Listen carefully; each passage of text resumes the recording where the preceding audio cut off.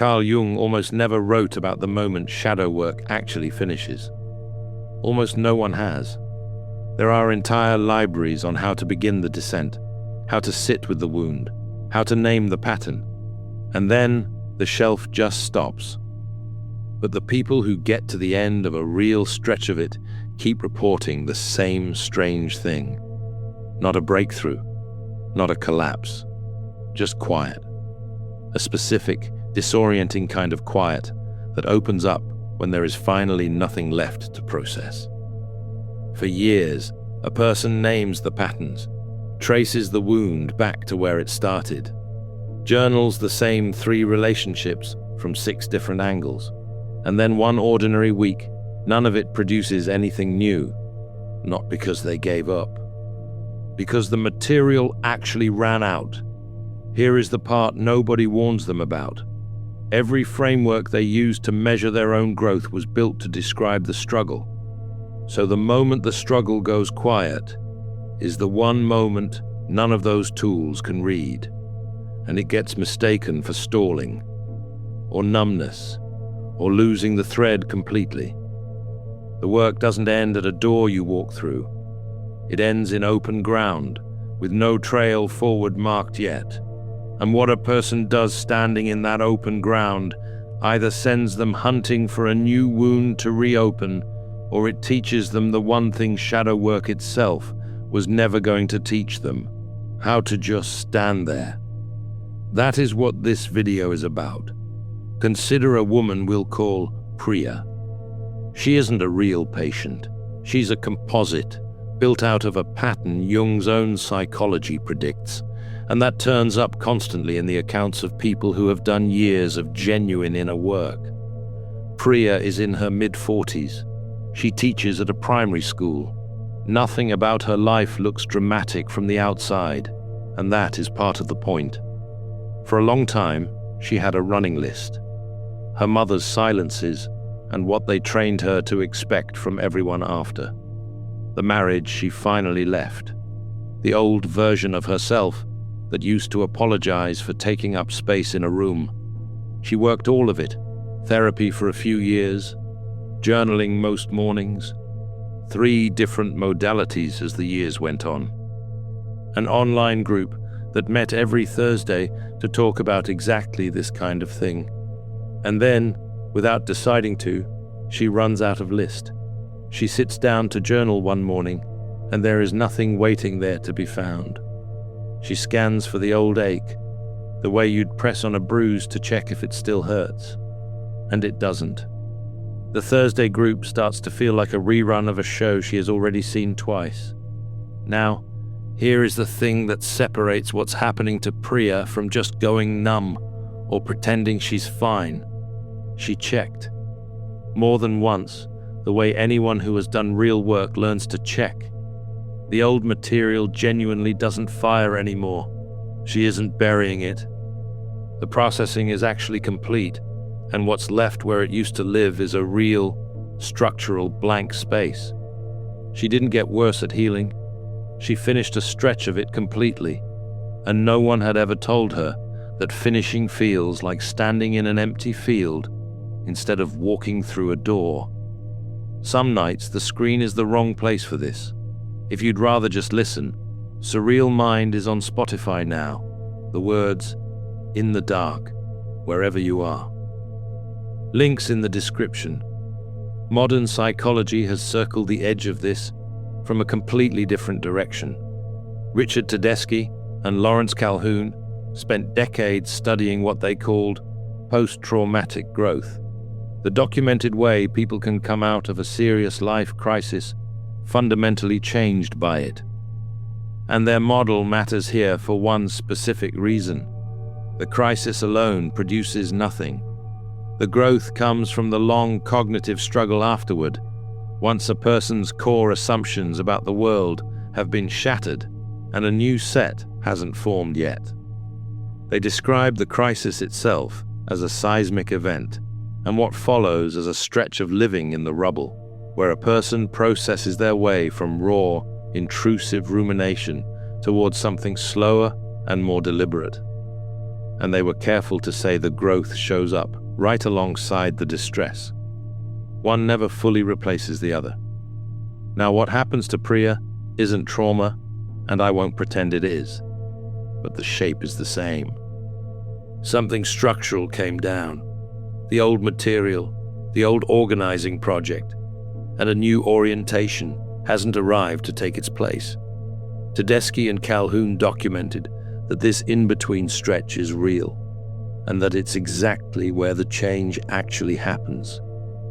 Jung went further. He gave that stretch a place inside the whole map of a life and a reason for being there. And most people who fall into it never get a name for it, so they never learn what it's for. That nameless open ground is what I'm going to call, for the rest of this video, the clearing. To understand why the clearing feels the way it does, it helps to start with something Jung noticed in his consulting room and wrote down in his work on the practice of psychotherapy. He was describing what happens right before a real change in a person, and he said this: "There are moments in human life when a new page is turned. New interests and tendencies appear which have hitherto received no attention, or there is a sudden change of personality." Then he added the part that matters here. During the incubation period of such a change, we can often observe a loss of conscious energy. The new development has drawn off the energy it needs from consciousness. Sit with that for a second. The energy doesn't vanish. It gets pulled underground to build the next thing before the next thing is visible. And Jung had a phrase for how that feels from the inside. He called it, and this is his exact wording, the empty stillness which precedes creative work. The empty stillness. That is the clearing, described by the man himself, decades before anyone put it on a healing podcast. It is not the sign that nothing is happening. It is the sign that something is happening somewhere you can't watch it. But there's a second layer, and it's the one that actually causes the pain. Jung wrote in his essay on the stages of life, "The serious problems in life, however, are never fully solved. If ever they should appear to be so, it is a sure sign that something has been lost." And then, the line that explains Priya completely. The meaning and purpose of a problem seem to lie not in its solution, but in our working at it incessantly. Read that again, because it's the whole engine of this. For years, Priya found her meaning in the working, in the excavating, the naming, the incessant working at it. That's where the sense of purpose lived. So when the working stops, the mind that was trained to find meaning in the effort has no way to read the pause as anything but loss. Jung says it outright. When a problem looks solved, it feels like something has been taken from you. This is what I'll call the completion paradox. The exact evidence that the work succeeded, nothing left to process, is the one piece of evidence a mind built for struggle cannot register as success. Every tool Priya used measured progress by insight produced. The clearing produces no insight, so her instruments read 0 at the precise moment she arrived, and it doesn't stop at the private level. It reaches into her relationships too. The group chat, the Thursday circle, the friend who processed everything alongside her, all of it bonded over shared unresolved material. That was the glue. So when Priya's material runs dry, the bond has genuinely less to hold on to, and it starts to feel like she's being left out. Here's the line that takes the blame off her and off you if you're in this. Nobody in that room decided she didn't belong anymore. The thing that used to connect them simply stopped generating new fuel. That's not rejection. That's a bonding mechanism running out of the one thing it ran on. If you've been doing the work for years and lately nothing new is surfacing, and some part of you has started to worry that it means you've stalled, comment this: "I didn't know the clearing had a name." The clearing doesn't show up the same way for everyone. In the accounts, It tends to arrive in one of three forms, and most people recognize themselves hardest in one of them. Type 1 is the social clearing. This is the most visible version. The Thursday group, the friend who was always down to analyze the whole situation with you. The online space built around shared struggle, all of it goes quiet or starts to feel like a rerun. And the reason lands hard when you see it. The bond those places offered was never really with you. It was with the material you were both carrying. Take the material away, and the specific thing that connected you has nothing to stand on. The people can still love you. The mechanism just went silent. Type 2 is the identity clearing. This one is quieter and it cuts deeper. For years, the one who's doing the work, the one who's healing, wasn't just a description of Priya. It was an identity, a role with a job attached. And without live material to process, that role has nothing to do. From the inside, that can feel less like finishing a chapter and more like losing yourself. Who is a person when the project that organized them is complete? That question is the identity clearing, and it's the one that sends the most people running. Type 3 is the practice clearing. Here it's the daily rituals that empty out. The journal that used to crack something open now just sits there. The morning check-in feels like going through the motions. And because the practice used to reliably produce something, the moment it stops, the person reads the hollowness as regression, as backsliding, when actually the practice is doing the one honest thing it can do. It's telling you its specific job is done. So, before we go further, which one is loudest for you right now? The social clearing, the identity clearing, or the practice clearing? Comment the number. Reading which one people land on is genuinely useful, and you might be surprised how many are standing exactly where you are. Standing in the clearing is uncomfortable enough that most people won't do it. And there are three specific ways they escape it, each one worse than the last. The first danger is manufacturing new material, digging for a wound that's already fully metabolized, reopening a relationship dynamic that was actually closed, poking at it, relitigating it, because at least that gives the processing mind something to chew on again. Processing hurt, but it was familiar. The clearing isn't. So the person goes looking for pain the way a smoker reaches for a cigarette. Not because they want it, but because the hand doesn't know what else to do. The second danger is framework hopping. The person decides this particular method has stopped working and goes shopping. A new modality, a new teacher, a new diagnosis to finally explain the flatness. And each new framework hands them a fresh pile of material to excavate, which feels like relief, which feels like progress. Except they've just restarted an entire multi-year cycle from zero, instead of learning the one thing standing between them and the other side. Hold on to that instinct, by the way, because there's a subtler version of it waiting, even for the people who think they've solved all this. We'll get there. The third danger is the deepest one. Some people never learn to simply exist without a self-improvement project running underneath every hour of the day. So stillness itself becomes the enemy, permanently. They spend the rest of their lives achievement hunting against their own psyche, the exact same way they once achievement hunted in a career. Always one more level of healing to reach. Never once allowed to just be a finished, ordinary, peaceful person. That's not growth anymore. That's the same restlessness, wearing a spiritual costume. If any of this is naming a flatness you've been worried about, subscribe. This channel exists to give language to the parts of your life no one else will name. Now, back to that third danger, because it points directly at the way out. The way through the clearing isn't a better technique for producing insight.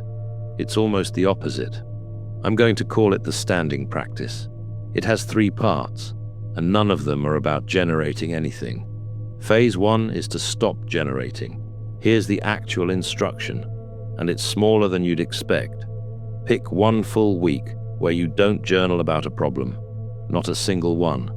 Write only what actually happened that day, what you ate, who you talked to, what the weather did, with 0 requirement that any of it means something.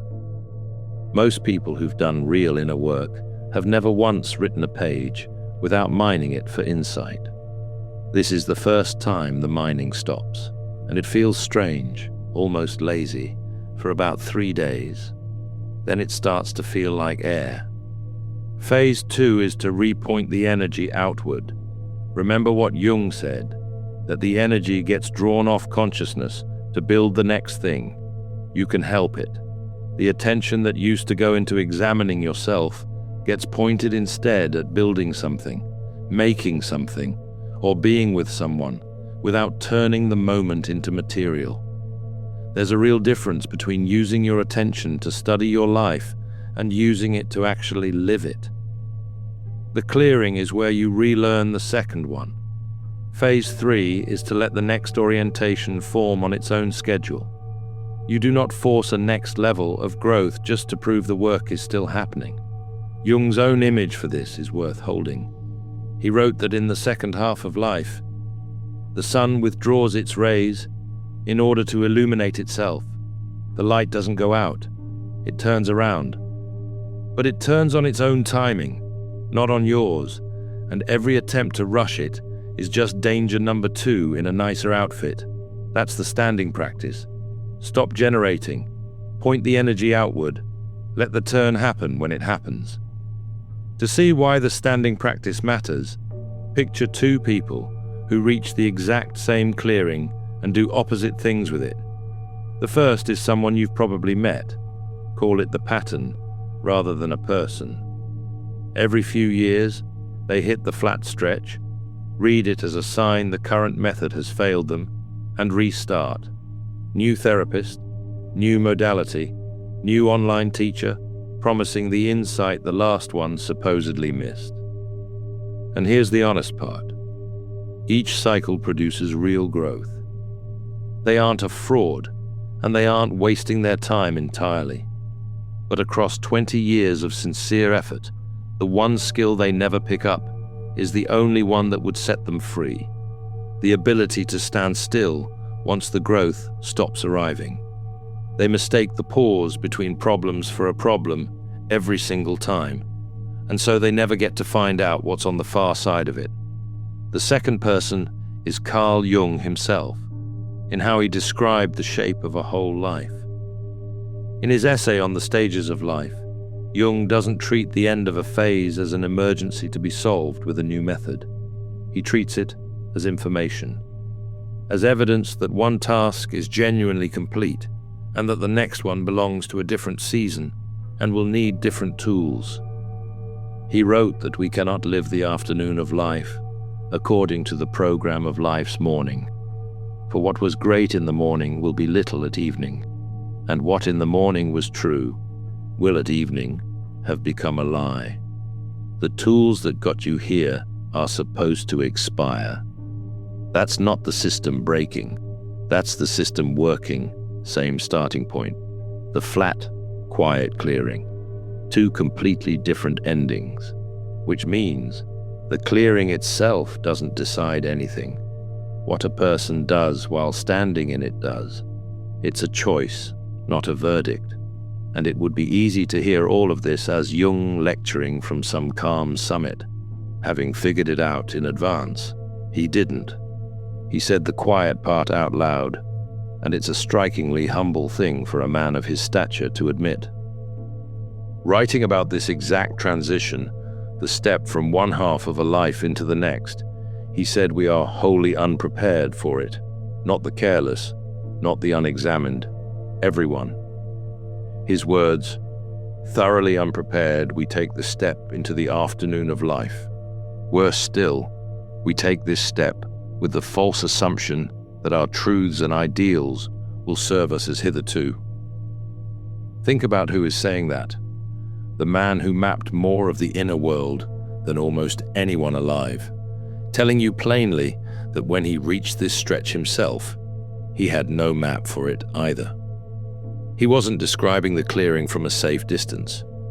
He was standing in one, naming the fact that nobody, including him, arrives prepared, because the preparation from the first half of life is exactly the thing that stops working. That's what makes the clearing survivable. Not that an expert solved it for you, but that the expert admitted he walked into it blind too and came out the other side anyway. So if some relationships thin out in the clearing, which ones hold? In the accounts, 3 kinds tend to survive it, and they're worth knowing before you panic about the ones that don't. The first kind are the people who ask about your actual day, not your journey. The ones who never needed you to arrive with a fresh insight to be worth talking to. They liked the person, not the process. Those relationships barely noticed the clearing, because they were never running on your material to begin with. The second kind are the ones who've been through their own clearing. They recognize the look. And crucially, they know better than to rush you out of it or diagnose it as a problem to be fixed. They can sit next to the quiet without needing to fill it, which is rarer than it sounds. The third kind are the ones you build or make something with, where the relationship runs on a shared activity rather than shared excavation. Cooking, walking, working on a thing together. These often get stronger in the clearing because they were always pointed at the world instead of inward. And here's a small practice to carry out of all this. Call it the ordinary day check. Once a week, ask yourself one honest question. Am I actually at peace right now, or am I performing peace for people who are used to me being in crisis? The answer tells you which relationships are recalibrating around less shared drama, and which ones you were only ever holding together by staying wounded. There's a specific reason some people reach this exact spot, and then spend the next 10 years hopping from framework to framework instead of ever standing still in it. That's its own video. It's linked at the end. Step back, and the whole thing lays out as 4 stages, and it helps to see where you are on it. Stage 1 is the processing years. The material is live, the wounds are loud, and every framework works exactly as advertised, because there's an endless supply of things to work on. This stage feels like progress because it is. Stage 2 is the clearing. The material runs out, the instruments read 0, and nothing you were taught prepared you for it, because as Jung said, nobody prepares us for the afternoon. Stage 3 is the standing practice, learning to exist in open ground without manufacturing a new wound and without fleeing to a new method. This is the stage almost nobody is taught, and the one this whole video is really about.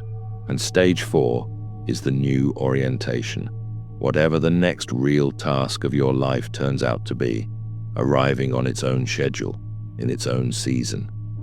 Jung believed that second half had its own genuine purpose, that it must also have a significance of its own, and cannot be merely a pitiful appendage to life's mourning. The clearing is the hinge between the two. It only feels like an ending, because you can't yet see what it's the beginning of. Now, even once someone understands all this, there are 3 ways they still manage to ruin the standing practice, and the first is the sneakiest. Pitfall 1 is performing your own stillness. This is danger number 2 coming back in disguise, exactly like I warned. The person takes the calm itself and turns it into content for the same audience that used to watch them struggle. They start posting about how healed they are, how at peace, how far they've come, and in doing that, they rebuild a whole identity around peace, the same way they once had one built around the wound. Call it the performed clearing. It looks like arrival. It's just the old restlessness, wearing serenity as a costume. Pitfall 2 is weaponizing the calm, using your own stillness to feel superior to people still in the thick of processing, treating your clearing as a diploma that proves you've graduated past everyone who hasn't reached one.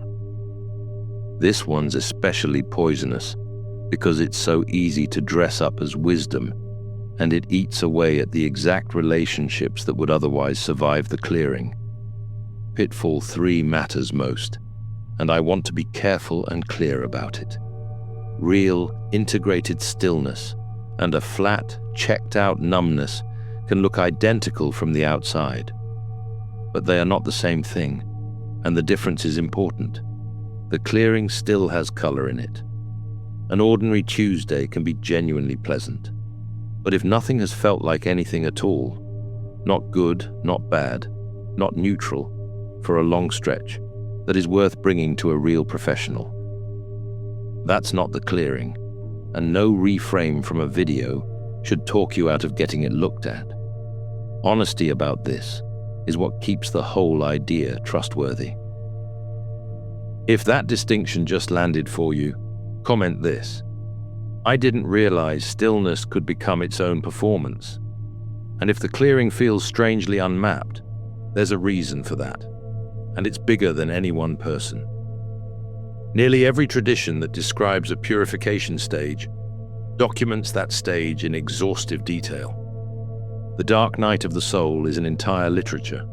The descent, the trial, the long night, all of it mapped step by step by people who clearly went there. And then, almost universally, the writing about what comes directly after the night ends shrinks to a page, if that. The struggle gets libraries.